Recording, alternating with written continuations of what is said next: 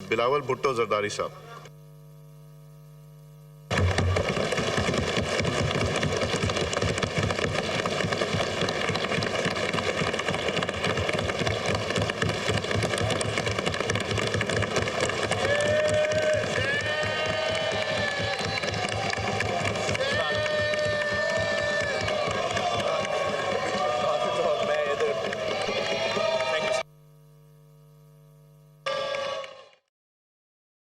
वज़ीर-ए-आज़म पाकिस्तान शहबाज शरीफ अभी कौमी असम्बली में पहुंचे हैं। मुनाज़रा आप देख रहे हैं।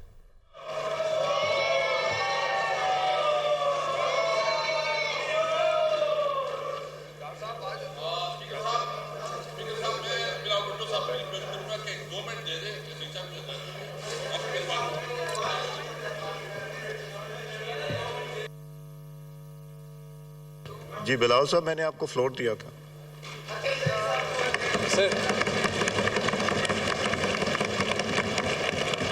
आशिक साहिब साहब कुछ 2 मिनट के लिए तकरीर करना चाह रहा है। आज सुबह मुझे पता चला कि शायद एक रेड हुआ है एक आशिक साहिब के घर पे। मैं ना सिर्फ उसका मज़ाहमत करता हूँ, मैं वज़ीर आज़म शहबाज शरीफ साहब या अगर ये बलूचिस्तान में हुआ है तो चीफ मिनिस्टर बुख्ती साहब का से अपील करूँगा कि वो एक्शन ले।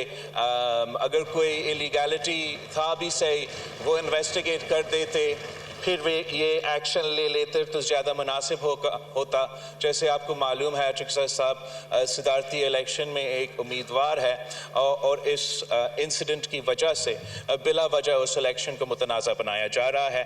तो यही वजह है कि मैं आपसे रिक्वेस्ट करता हूँ कि आशिक साहब को आप बोलने दें, फिर मैं ज़रूर तकरीर करूँगा। जी, एक तो बिलावल साहब, मुझे इस खबर की कोई इत्ला नहीं है। दूसरा, चीफ मिनिस्टर साहब से बात भी कर लेंगे वहाँ पे। जी महमूद खान साहब। जनाब स्पीकर शुक्रिया। थोड़ी सी जनाब स्पीकर, न मैंने जज्बाती तकरीरें करनी है, न मैंने खुदा न खास्ता किसी को बेइज्जत करना है। हम रिवायत वाले लोग हैं। जनाब speaker, this is my 5th term. ये मेरा 5वीं। कौमी असम्बली का इजलास इस वक्त जारी है। बिलावल भुट्टो ने आज खिताब करना है, आज बात करनी है इस इजलास में। जो तमाम अराकीन मौजूद हैं उनसे और अपनी बात रखनी है इस हाउस में। लेकिन उनको जब फ्लोर दिया गया तो उन्होंने स्पीकर साहब से ये गुजारिश की कि उन्हें पता चला है कि महमूद अचकज़ई के घर पर कल रात रेड हुआ है, जिसकी बिना पर उन्हें लगता है कि जो इलेक्शन होने जा रहा है सदर का, उसको मुतनाज़ा बनाया जा रहा है। उन्होंने स्पीकर असम्बली से गुजारिश की कि वो महमूद अचकज़ई को पहले इज़हार ख्याल करने दें। तो इसी वजह से इस वक्त महमूद खान अचकज़ई इज़हार ख्याल कर रहे हैं कौमी असम्बली में। वाज़ेह रहे कि मुल्क की सदारत के लिए आसिफ जरदारी और महमूद खान अचकज़ई में मुकाबला होने जा रहा है। हुकूमत इत्तेहाद के सदारती उम्मीदवार आसिफ जरदारी के कागजात नामजदगी मंजूर हो चुके हैं, जबकि आसिफ जरदारी के कागजात नामजदगी पर कोई एतराज़ आयद नहीं किया गया है। और इस वक्त कौमी असम्बली का ये इजलास जारी है। तिलावत कलाम पाक से बाकायदा तौर पर इस इजलास का आगाज़ हुआ। उसके बाद उमर अयूब की जानिब से पॉइंट ऑफ ऑर्डर पर बात की गई और साथ ही साथ उन्होंने 4 से 5 पॉइंट्स पर बात की। स्पीकर कौमी असम्बली अय्याज सादिक की जानिब से बताया गया कि रूल 30 की जानिब से आप तमाम जो मेंबरान हैं उनके डेस्क पर जिस तरीके से ऐवान की कार्रवाई चला करेगी उसके रूल्स रख दिए गए हैं। और उसके बाद बिलावल भुट्टो जरदारी को ये फ्लोर दिया गया, जबकि कुछ ही देर पहले वज़ीर-ए-आज़म पाकिस्तान शहबाज शरीफ भी कौमी असम्बली पहुँच चुके हैं, जो कि आज बाकायदा तौर पर हल्फ भी उठाएँगे। और दोपहर 3 बजे ऐवान सदर में हल्फ बर्दारी की तकरीब होगी। ऐवान सदर में हल्फ बर्दारी की तकरीब की तैयारियाँ मुकम्मल कर ली गई हैं। कल के इजलास में हमने ये विटनेस किया कि शहबाज शरीफ दूसरी मरतबा पाकिस्तान इस्लामी जमहूरिया पाकिस्तान के वज़ीर-ए-आज़म मुंतखब हो चुके हैं। उनको 201 वोट मिले इस ऐवान में और जो उनके मद्दे मुकाबिल थे उनको 92 वोट मिले। इस तरीके से एक बार फिर से शहबाज शरीफ वज़ीर-ए-आज़म पाकिस्तान बन चुके हैं और आज वो बाकायदा तौर पर हल्फ उठाएंगे। इस वक्त स्पीकर कौमी असम्बली याद सादिक की सरबराही में ये इजलास कौमी असम्बली का जारी है, जो कि कुछ ही देर पहले शुरू हुआ है। और आज बाकायदा तौर पर वज़ीर आज़म शहबाज शरीफ अपने ओहदे का हल्फ भी उठाएंगे, जबकि चारों सूबों के गवर्नर और वज़राए आला भी इस तकरीब में हल्फबरदारी की तकरीब में शरीक होंगे। नौमुंतखब वज़ीर आज़म शहबाज शरीफ को हल्फ लेने के बाद गार्ड ऑफ ऑनर भी पेश किया जाएगा, जबकि मुसल्लह अफवाज के चाक चौबंद दस्ते गार्ड ऑफ ऑनर पेश करेंगे। इस वक्त महमूद अचकज़ई इजहार ख्याल कर रहे हैं कौमी असम्बली में, और मुल्क की सदारत के लिए आसिफ जरदारी और महमूद खान अचकज़ई में मुकाबला होने जा रहा है। महमूद अचकज़ई ने जब अपनी बात का आगाज़ किया तो उन्होंने कहा कि मैं कोई जज्बाती बात नहीं करने जा रहा, ना ही मैं कोई तकरीर करूँगा, बस कुछ अहम पॉइंट्स पर बात करनी है। यासिर मलिक इस वक्त हमारे साथ मौजूद हैं। यासिर, बताइएगा आज जो ऐवान की कार्रवाई चल रही है इसको किस तरीके से देखा जा रहा है, और बिलावल भुट्टो आज जो तकरीर करने जा रहे हैं किन किन अहम नुकात पर बात करेंगे?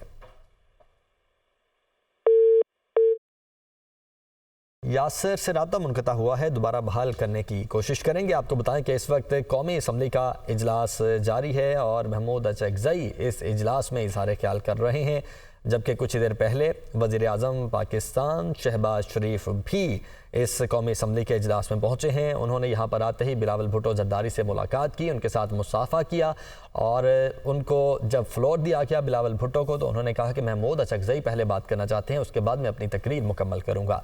यासिर ने हमें ज्वाइन कर लिया है। यासिर, बताइएगा आज इजलास शुरू हो चुका है, किस तरीके से अभी तक की कार्रवाई इसकी चल रही है, और बिलावल भुट्टो जरदारी जब तकरीर करेंगे क्या अहम पॉइंट्स हैं जिन पर वो बात करने जा रहे हैं? देखिए, आज कौमी असम्बली का इजलास जो है स्पीकर याद सादी की जेर सदारत दोबारा शुरू हो चुका है। इजलास 40 मिनट की ताखीर से शुरू हुआ और आज के इजलास में बिलावल भुट्टो जरदारी ने जो है वो अपनी अहम तकरीर जो है वो करनी है। लेकिन बिलावल भुट्टो जरदारी से पहले हमने देखा कि जो उमर अयूब है उन्होंने अपनी तकरीर की और उन्होंने कहा कि मैं वज़ारत उज़्मा का उम्मीदवार था, लेकिन कल मेरी तकरीर जो है वो बार बार जो है वो रोकी गई है, जबकि शहबाज शरीफ जो वज़ीर आज़म मुंतखब हुए हैं उनकी तकरीर जो है उसको रोका नहीं गया।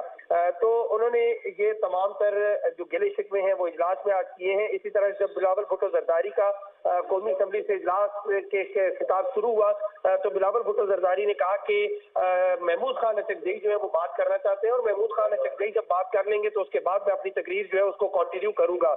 साथ में जो उमर अयूब है उनकी जानिब से ये भी कहा गया कि चूंकि बिलावल वो जो महमूद खान अचकज़ई है वो सदारती उम्मीदवार भी हैं, सुन्नी इत्तेहाद कौंसिल की जानिब से उनके घर पर गुज़िश्ता रात जो है वो छापा मारा गया है, उसकी मजम्मत भी की गई, और ये महमूद खान अचकज़ई दूर चली जाएगी। जी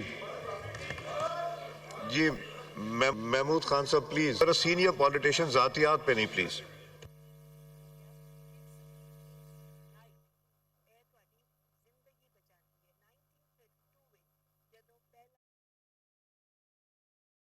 ये कौमी असम्बली के मनाज़िर आप देख रहे हैं। बिलावल भुट्टो जरदारी की जानिब से कहा गया है कि यहाँ पर जो भी बात करना चाहता है उसको बात करने का मौका मिलना चाहिए, और अपनी तकरीर से पहले उन्होंने स्पीकर साहब से गुजारिश की कि वो महमूद अचकज़ई बात करना चाह रहे हैं, उनको बात करने की इजाज़त दी जाए।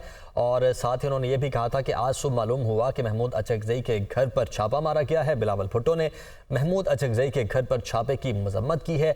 इसी दौरान हमने ये भी देखा कि वज़ीर आज़म शहबाज शरीफ की जानिब से भी एक दो पॉइंट्स पर बातचीत की गई है, और एक बार फिर से अब महमूद अचकज़ई को स्पीकर याद सादिक की जानिब से मौका दिया गया है कि वो अपनी बात मुकम्मल करें। लेकिन उन्होंने साथ ही साथ ये भी हिदायत की है कि किसी भी किस्म की ज़ातियात पर कोई बात ना की जाए। अदील वराइच इस वक्त हमारे साथ मौजूद हैं, ब्यूरो चीफ इस्लामाबाद। अदील, बताइएगा आज ऐवान की जो कार्रवाई है, एक तो वो तकरीबन 40 मिनट ताख़ीर से शुरू हुई है, और बिलावल भुट्टो भी तकरीर करने जा रहे हैं, अहम तकरीर है, जो अहम पॉइंट्स हैं उन पर बात करेंगे, और साथ साथ जो महमूद अचकज़ई के घर रेड हुई है उस पर भी इस ऐवान में इस वक्त बात हो रही है। जी बिल्कुल, और इस पे बिलावल खासतौर पे बड़े कंसर्न नजर आ रहे हैं। एक तो पीपल्स पार्टी की हुकूमत बन गई बलूचिस्तान में, और वहीं पर एक उनके वालिद के मद्दे मुकाबल सदारती उम्मीदवार के घर छापे से मुतालिक जो मामला आया, तो एक तो पीपल्स पार्टी हमेशा से ही इस तरह के इश्यूज पे उनका एक स्टांस रहा है, और सियासत तो वो सियासत की नजर से ही